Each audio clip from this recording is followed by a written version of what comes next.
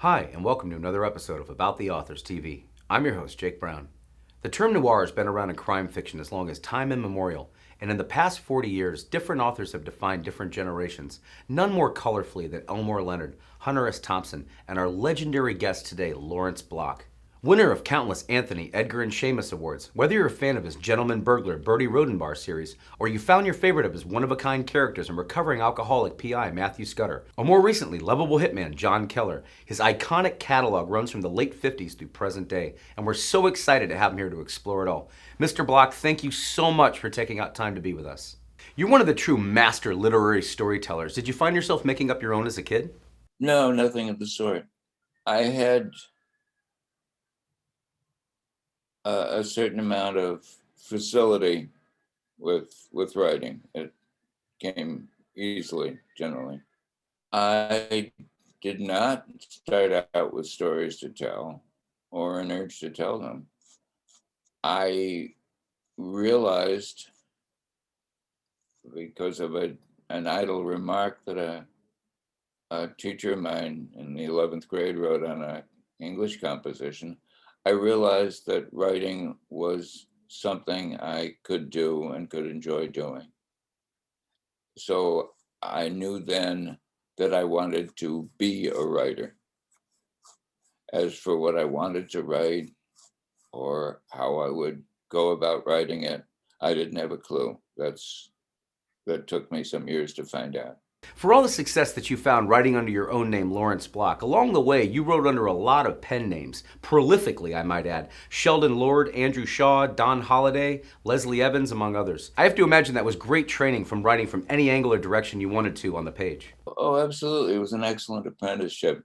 And it's fresh in my mind because I just, like 2 days ago, finished a memoir of my beginnings as a writer from about, oh, the late 50s when I started writing up until probably about 10 years later, in early 1966 is when I wrapped it up. And I believe the title I'm going to bring it out under is A Writer Prepares. And it's much about those books and those years. I wrote a great many of them. A fellow I know has just this past year brought out a bibliography of my work. His name is Terry Zobeck, and the book is entitled A Trawl Among the Shells. In fact, I think I have it here. Yeah, there it is. Um, and I I don't know how many books I did write back then, although Terry's book would tell me if I wanted to check. Um, and it was very, very good training. The books were erratic for their time. Sex was certainly the major topic of interest to the characters and presumably to the readers. Descriptions were circumspect, uh, and it's in fact some of the books that I wrote nowadays are would more properly be characterized as romances, oddly, and are less erotic in nature than erotic romance fiction is today.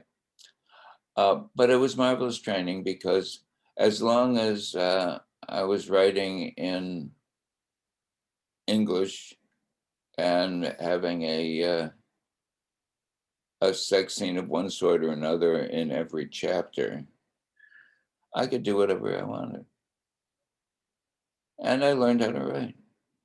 Uh, I, I already knew to a certain degree, but I learned how to sustain a narrative for the length of a novel.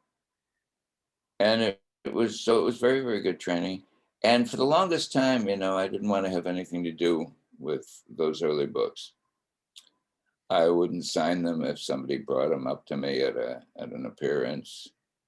I would refuse to confirm or deny authorship, and so on. And that changed over time. Until now, I've republished just about everything, and even had a batch of them in audio. Now, whether this indicates that my own standards are slipping or that I'm more driven by ego and avarice than I might prefer to think, I don't know. But they're all part of the body of work. I was moved along in that direction by the example of my friend Bob Silverberg, the science fiction writer, who wrote more of the sex books than I did, and who was never troubled to conceal what his pen names were and what books he read. And I thought, I think he's right. So as a result, I don't disown anything. The only problem in my case is that I used a batch of ghostwriters so that the names are not necessarily limited to my work. And I'm willing to be damned for something that I wrote, but I don't really want to go to hell for something somebody else wrote. Evan Tanner's pedigree is a fascinating one, an ex-soldier with insomnia who becomes a professional thief. When you first began working on The Thief Who Couldn't Sleep, way back in 1966, did you know early on you wanted to turn this into a series that followed, with early bestsellers in your career like The Canceled Check, Tanner's 12 Swingers, Two for Tanner, Tanner's Tiger, Tanner's Virgin, and Meet Tanner, You Jane? I didn't know it was going to be a series as a book, yeah, which as I said, is just about always the case for me. No, it was a book, and this is very much fresh in my mind because A Writer Prepares ends with the writing of the first Tanner book. And that felt to me like a line of demarcation, in that was the first book I could point to and say that that it was uniquely mine. I don't mean that the others were imitative, but they were certainly derivative, if albeit unconsciously, and they were. Tanner was a character I don't think anybody else could have come up with, and it was great fun writing the first book. And with that, in that course of that book, I realized by the time I was, maybe 2/3 through with it, that I was going to want to write more about Evan Tanner. And fortunately, I got the chance. My agent sold it right away to Knox Berger at Gold Medal. And there was a sequel to the book on his desk a matter of months later, and it was published and so on. Was it fun to pick him up 28 years later in Tanner on Ice after so many years away from that character? It was strange. What happened? I I wrote, I guess, 7 books between 1966 and 1970. I wrote a couple books a year. And after Meet Tanner, You Jane, which was the 7th book, I realized I was done. The books I had a feeling I was imitating myself. And it was an easy series to stop writing as far as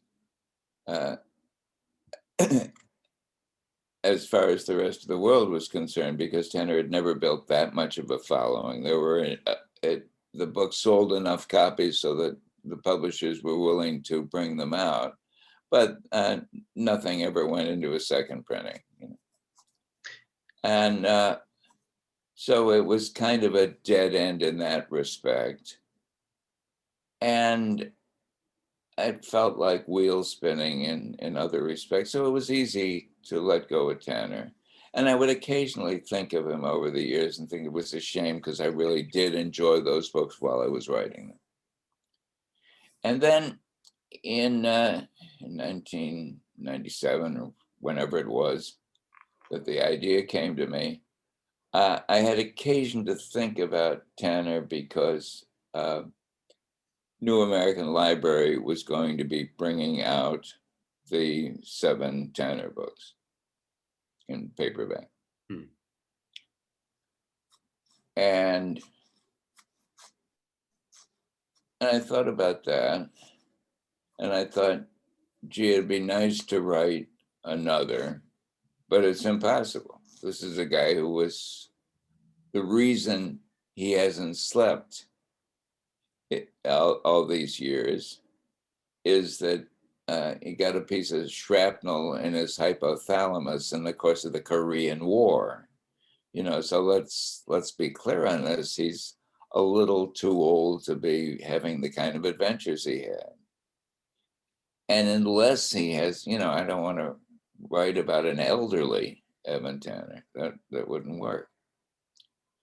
And then I got the idea of his having been frozen all the years in all the intervening years, and that seemed to work so well for Tanner. The idea that someone who's never slept has suddenly spent 28 years in a coma. There was a poetic balance to that. So I wrote Tanner on Ice, and I was pleased with the way it turned out. And the great mystery of it all, where do character names tend to come to you from? I won't be able to answer it. I don't know how I name my characters, and the names just sort of work out. As you're getting to know them, when do they first start talking to you before the reader ever gets to meet them? I don't know exactly how it works, but sometimes when there are characters who work very well together and who have extensive conversations that way, that's often I'll often imagine conversations that may not have anything to do with the book or that may ultimately resolve in the book. That's true, for example, with in the Bernie Rodenbach series with Bernie and Carolyn. And it's that those are the major ones where the conversation is so easy to get caught up in that I have to be aware of the danger of letting it run away with things. Really? Well, sure, it's very easy for Bernie and Carolyn to talk in a presumably amusing fashion for a whole book without anything happening, and that wouldn't really work too well. Let's introduce viewers to Bernie Rodenbar, the gentleman burglar, who we first meet in Burglars Can't Be Choosers, where he winds up with a dead body in the next room as he's pulling a job. Where did you originally get hit with the idea that he goes solving all these murders while committing his burglaries? It was at a low point in my life when I was down and out in LA and having great trouble getting anything written or selling anything that I wrote. And I'd done nothing but write for a living for years, quite a few of them. And so I had no real job experience and nothing much else to do. And a sufficient lack of self-esteem so that when I would look at an ad in the newspaper and it would say, man wanted to sweep up after the horses, I would think, well, that's something I could do. And then it would say experience required. And I would think, well, there's no point even applying for that because they'd take one look at me and they'd say, get out of here, you son of a bitch. You never swept up after a horse in your life. So I didn't even look for jobs. And I was trying to think what I could do. And a still small voice said, don't rule out crime. And I thought, what? And I said, yeah, I'm not a criminal. I have an unblemished record. I wouldn't. Besides, I could get caught, you know. And the voice said, if they catch you, they have to feed you. You know, problems like paying the rent will cease to apply. And I tried to think what I could do of a criminal nature. I didn't want to do anything that would have violence on either side of it. And I thought that burglary might make a certain kind of sense, that a whole point of burglary was to avoid human contact. And I thought it wasn't that different from writing. You set your own hours, you work alone. Um, and I played this out as fantasy. I don't know that it would ever have led anywhere, but then again, I don't know how desperate I might have gotten. But I thought to myself, well, suppose, I were committing a burglary and I were arrested. Police broke in. I thought, well, I'd just go quietly and I'd write realistically with my past history. I would probably get probation or something of the sort. And so it wouldn't be that awful.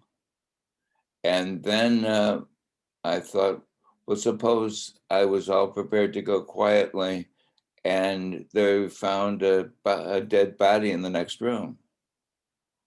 And I thought, well, that would be a problem. And instantly I thought, well, that would be a book. And that's how I sat down and started writing Burglars Can't Be Choosers. And indeed, it was a book.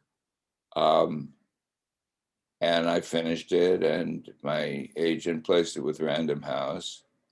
And I never did have to break in anywhere.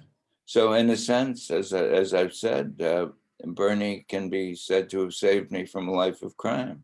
Wow, talk about life nearly imitating art. The Burglar in the Closet is one of my favorite books of yours ever. And from there, this amazing new period in your career emerged out of the late 70s and exploded into the 1980s with The Burglar Who Liked to Quote Kipling. Please tell us about the invention of those brilliant early books in this series. I did not set out to write a series. I set out to write one book and didn't know when I started that if I'd even be able to finish it, But then after that, I liked the character and I liked writing in that voice. And it, I certainly think that it's useful, not if you're going to write a series, not to hide from the reader the fact that it is a series.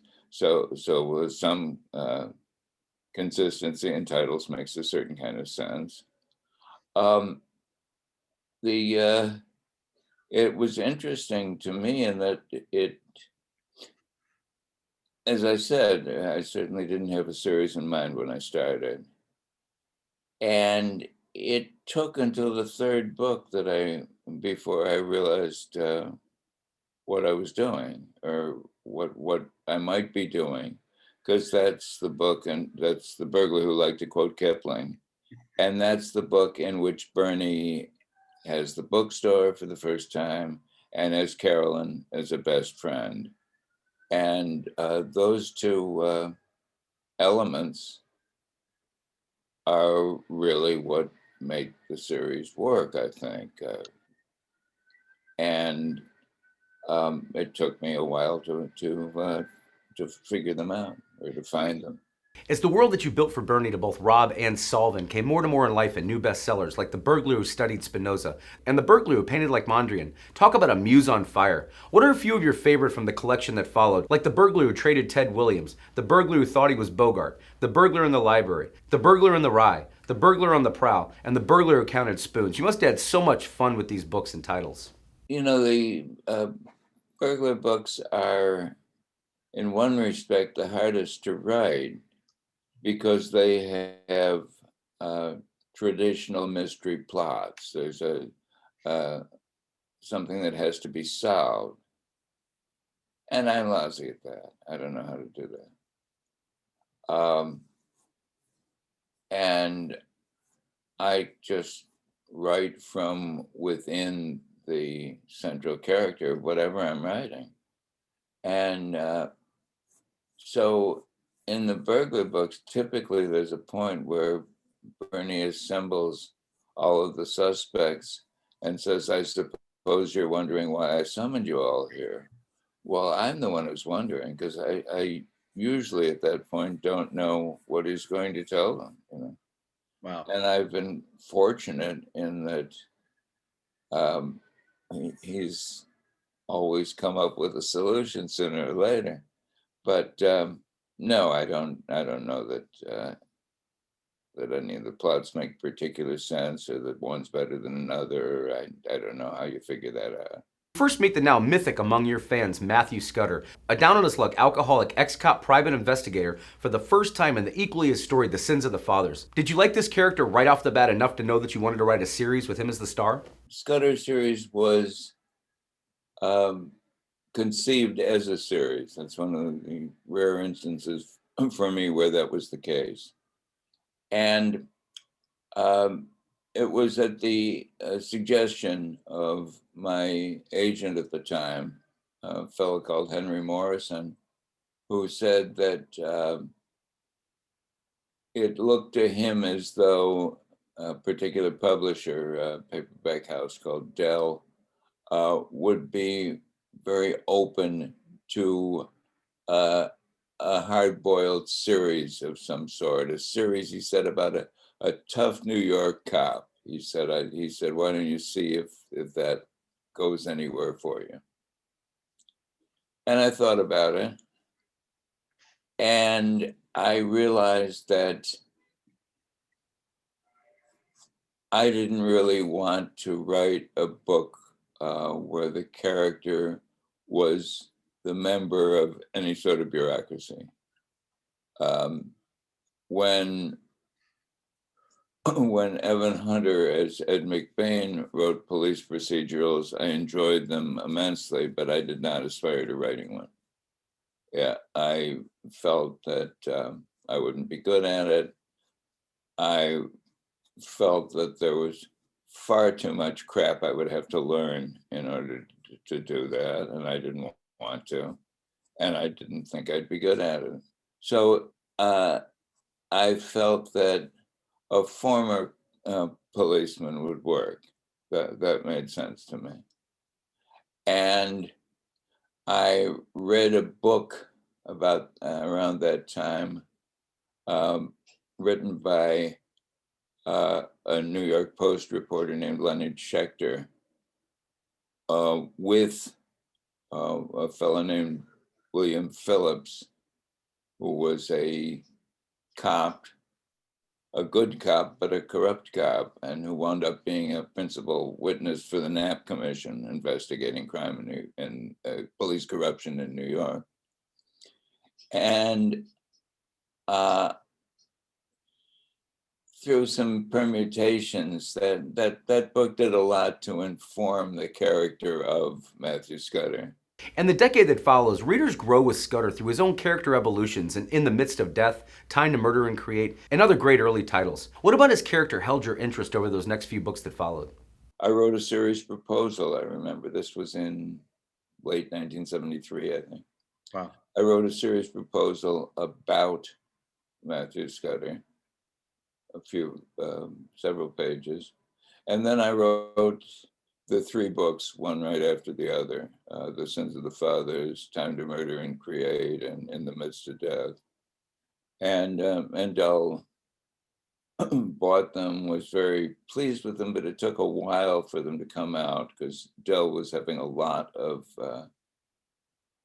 problems themselves at the time. But the books eventually came out and didn't sell well. They sold well where they were distributed, but they weren't distributed well, so they didn't develop much.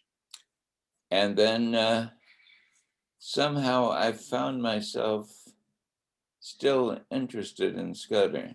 Well, it's quite a good thing for fans that you did because you went on quite a prolific run after that with 8 Million Ways to Die, When the Sacred Gin Mill Closes, Out on the Cutting Edge, A Dance at the Slaughterhouse, A Walk Among the Tombstones, The Devil Knows You're Dead, A Long Line of Dead Men, Everybody Wicked, and Everybody Dies. How did you decide that you'd age Scudder throughout all these decades of writing him? There was no commercial reason for me to remain interested in him because it was unlikely that any other publisher would want to take over a series that one publisher had already gotten nowhere with. But I wrote a couple of novelettes that I placed in Alfred Hitchcock's Mystery Magazine. And then one day, a couple of years later, was I think must have been about 7 years after I wrote, 6 or 7 years after I wrote the first three books, I wrote a fourth novel about Scudder, and the series has proceeded onward at an erratic pace, but never entirely putting itself out of business all those years since. When I started writing about him in 73, 74, I didn't expect him to age or change. Typically, series characters in crime fiction didn't. Especially Private Eyes, who were generally functioned as a window through which a story was told. Chandler, toward the end, started having changes happen in Philip Marlowe's life, but Chandler's own life was sufficiently screwed up by then so that I don't know how much significance should be attached to that. But basically, a character stayed unchanged. And I figured Scudder, for as long as I wrote about him, would lead the same life and stay the same unspecified age, which was probably late 30s, something like that. And other characters I've written stay the same age. Bernie Rodenbauer hasn't aged perceptibly, nor has anybody in his world, nor has he changed. Keller's life has gone through changes, and he's probably older than he was as his life has changed, but not perceptibly. And but with Scudder, a strange thing happened, and it was apparent to me when I was writing the fourth book, A Stab in the Dark. And that's that the books were written at a higher level of realism than other things I'd written. And it was not realistic for him not to age, for him not to change, for him not to be affected in one book by what he'd undergone in the preceding one. And so by the end of A Stab in the Dark, he is clearly more at the effect of his drinking than he had been in previous books.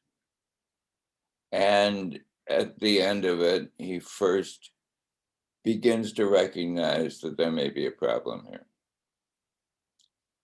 And then 8 Million Ways to Die was the logical follow-up for that.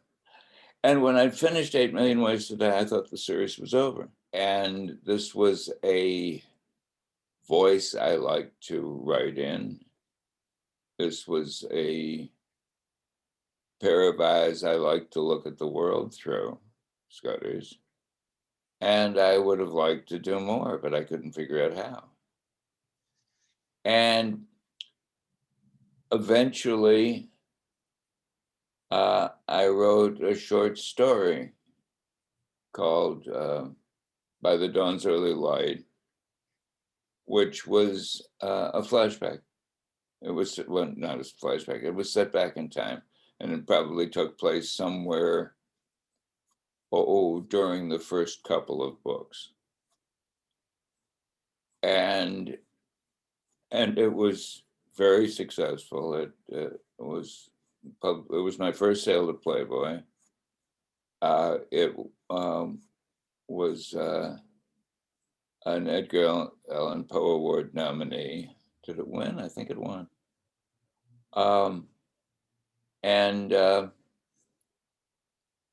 and it was I was very pleased with it, and I realized that it could be a book. Now the story ran about 7,000-8,000 words, I think, and I expanded it to a book called When the Sacred Gin Mill Closes, which was over 80,000 words. So it was not simply stretching a short story out. A couple other subplots became incorporated in it, and it was a book I was very, very pleased with. But that didn't mean the series could go on. You know, you can't have this guy remembering something every book. Right. We've run into guys like that, and we don't want to hang out with them too much. And then a couple of years passed, and I don't know why this was the case, but there was one night when I was thinking about it, and I realized that I could go on writing about Scudder. There was room for a new novel. And so I wrote a seventh book. And then there have been stretches since then where I would write a book every year or so about Scudder. And there have also been stretches of long stretches of time without anything. I mean, there was a point along the way where I realized I'd been aging Scudder in real time.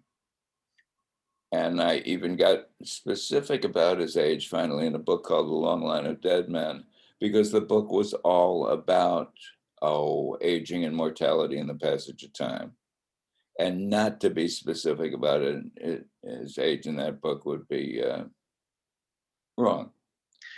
So I had to pick an age for him, and I'd never done that before. And I decided the simplest thing was to make him the same age I was, which he'd probably been all along, essentially. And also that way I would have a lot less trouble keeping track. Um, so, so actually, I think he's a few months older or younger, whatever. I think it's somewhere specified what his date of birth is, though I don't recall it. Writing the antagonist that Scudder's faced off with throughout his career, take James Leo Motley in A Ticket to the Boneyard as a great example. How deep down do you have to dig to tap into that kind of evil? And any advice for aspiring fiction authors on that particular art? It doesn't. It doesn't change my mood during the day. I mean, it's not that kind of affect like a method actor and playing a difficult part. No, I think what's required. I think there are two things that are required uh, in getting villains right and presenting them in the round. One is that as the writer, I have to have the courage to find within myself the elements that resonate with that character. There's not a lot of courage required in writing, for all that the metaphor of artistic courage and that's we're, we're sitting at computers. We're not jumping out of airplanes or facing saber-toothed tigers. This is a pretty low risk occupation. But to the extent that courage is required, I think it's the courage to go to places within oneself that one might not otherwise choose to visit. And there have been a batch of characters and situations where that's been a requirement. I remember, back in I think 1987 or 8, I wrote a book called Random Walk. And one of the characters in there, one of the principal characters, is a guy who's going around the country, killing women and enjoying himself immensely. And that required getting into a head that one would probably prefer not to occupy too much. But it didn't disturb me unduly, I don't think. But it did require as much courage as is ever demanded of a writer. By the start of the millennium, you've been writing Scudder for 25 years, and his case cracking continued with new bestsellers like Hope to Die, All the Flowers Are Dying, A Drop of the Hard Stuff, and most recently in 2019 with a new novella, Time to Scatter Stones. What does an author do to keep a series intriguing for them when it stretches over 40 years like this one? This was a voice I like to write in. I think I'm pretty certain that I'm done writing about him. The most recent entry was a novella, about 30,000 word novella, called A Time to Scatter Stones. And I like that, and I'm glad I wrote it, but I can't imagine any continuation. I think probably that When the Sacred Gin Mill Closes was maybe playing in a tougher league than some of the other books. I like that a lot. And I often suggest that as a first book for people to read in the series if they want to see what they think. After writing him for so many years, how did you feel about Liam Neeson's incarnation of Scudder in A Walk Among the Tombstones a few years back? It wasn't, I just hoped it would be a good picture. And with Walk Among the Tombstones, I think it was. I think, Scott Frank made some plot decisions early on that I think were probably a mistake, but and I think he may suspect so himself. But in the main, I thought the film was excellent. I thought Liam Neeson was artistically a perfect choice for Matthew Scudder. Oddly, he wasn't a good choice commercially. He was in the sense that enabled them to get the picture made, but he wasn't in that the whole Taken franchise was such that half of the potential audience for A Walk Among the Tombstones stayed away because they thought it would be Taken number 5. And the other half went hoping it would be and were disappointed. So it was unfortunate that way. It killed the picture at the box office. And it's having a second life now through streaming and various stuff like that. And is getting far more respectful attention than on the ground critics gave it when it came out. So I think highly of the film. So my favorite character from your catalog is truly one of the most memorable and lovable hitmen to ever grace the page, the one and only Keller, who I incidentally met at a post office of all places when I found a copy of Hit and Run somebody had left there. Was his picture on the wall? From the first short story that appeared in Playboy and introduced viewers to Keller, did you know early on that he was going to hang around in your creative mind? The whole series, essentially, except for Hit and Run, was written episodically, and it was when I wrote the first Keller story, Answers to Soldier, I had no idea there would be a second. I just liked the idea of a hitman going off somewhere and and having a difficult time for one reason or another carrying out his assignment. And I finished the story and it was well received. I think it was nominated for an Edgar Award. I know it appeared in Playboy. And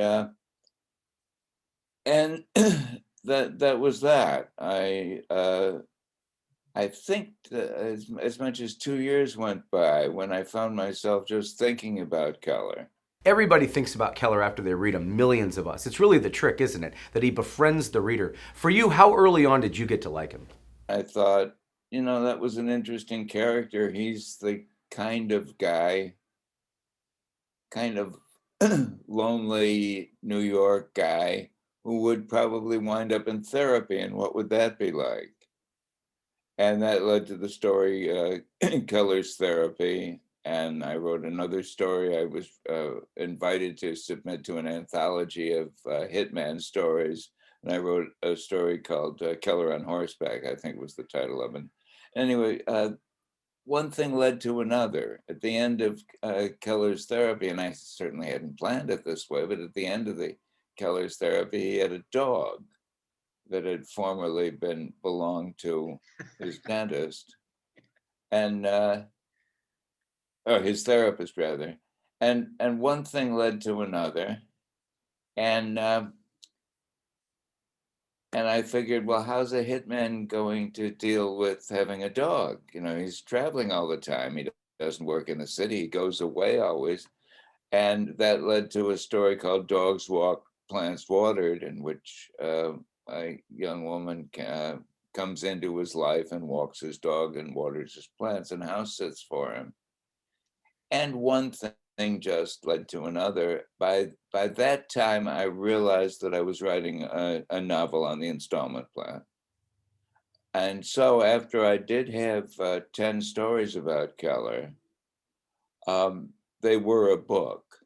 And it didn't require any editing for them to be a book because around the fourth story on, I was consciously aware that what I was going to do would constitute an episodic novel, and I would describe all of the books as episodic novels, except for Hit and Run, which set out to be one through story all the way. It's my favorite in the whole series, and I love them all almost equally. That Bart Simpson hat that he wears on the run is just brilliant. And in this book, we also find out that Dot's still alive, which is fantastic in Keller World because we all so love the relationship back and forth between Dot and Keller.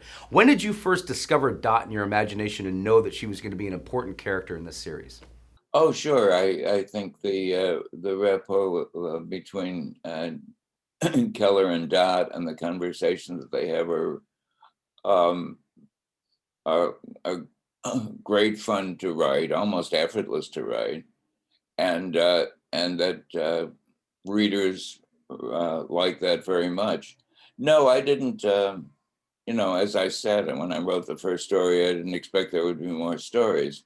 So the manner in which a relationship developed between Keller and Dot, it just happened, and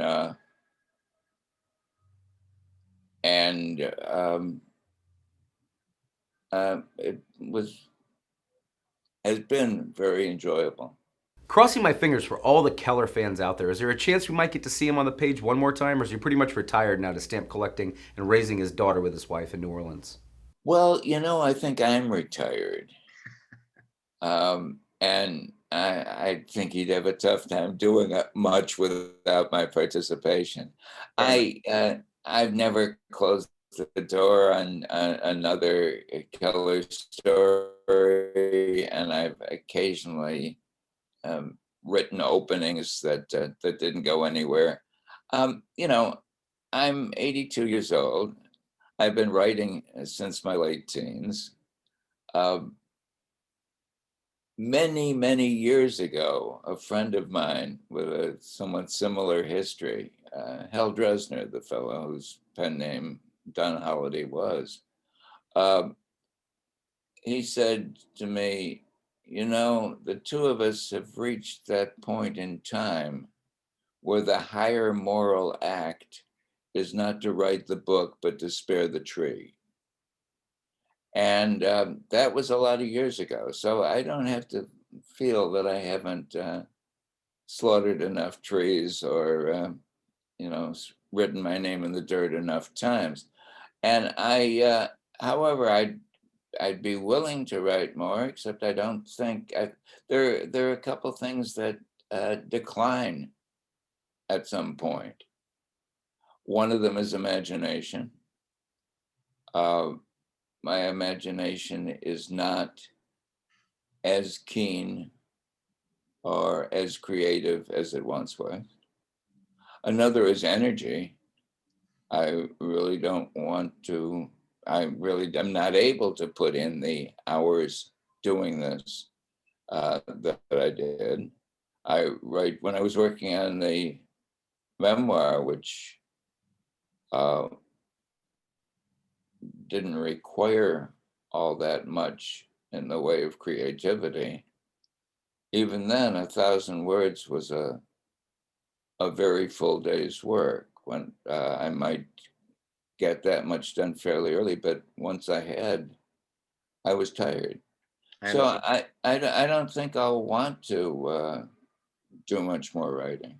Well, against that golden backdrop, we are all grateful for you being so open today about your entire incredible catalog. Before we go, in the spirit of an imagination that I'd argue is still shining quite brilliantly on the page, please tell us about your most recently released novel, Dead Girl Blues. In my most recent book, Dead Girl Blues, where the not only the viewpoint character, but the narrator of the book is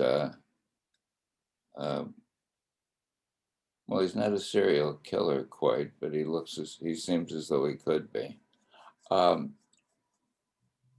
anyway, it's a very, very dark book, and one that gets a couple of reactions. Some people say that it's one of the best things I ever wrote, which is nice to hear at an age when most people are cutting out paper dolls and being a little bit gaga. But and other people hate it and couldn't finish it or didn't like it or whatever. And so I know I'm pleased with the way it came out. You've won 2 Anthony Awards for Best Novel, taken home 9 Edgars, including the Grand Master Award, and over 10 Shamus Awards, including a Lifetime Achievement Award, among countless others. It must feel nice to know that your singular contributions to the bookshelves are acknowledged so royally and roundly. I think they're wonderful to receive, and they don't really mean very much. I was really pleased when I got the Diamond Dagger Award for Life Achievement from the Crime Writers Association in the UK. I'd already received the comparable award in the States from Mystery Writers of America, but that was, in a sense, almost to be expected. But the Brits really didn't have to do this, and that pleased me. When you look back over the literal gallery of works of art that have populated your legendary catalog, do you ever play favorites? I have to confess, Jake, that I'm unpardonably fond of every word that's ever come out of my typewriter or computer. So I like everything immoderately. After unforgettably touching readers' lives for over 60 years, many of us like myself, who I hope have conveyed to you that you've not only entertained but inspired me to pick up the pen among millions of others. What kind of sage words would you share with us before we go? Oh, it's always nice to hear that that someone has really enjoyed a book or felt moved by it. Most important, write to please yourself. That's just the best advice I can give. And the other is don't expect too much. That's what I tell people who are so excited because something of theirs has just been accepted for publication or whatever. Don't expect too much. If the results are great, that's nice, but Nothing's sure. Mr. Black, we were not sure we were going to get to speak to you. It has been such a career high honor for me personally to have talked to you today in such depth about a catalog that I and so many millions of people have loved for so many generations. Thank you so much for taking out time to be on About the Authors TV. Would not have been complete without you. Sure thing, Jake.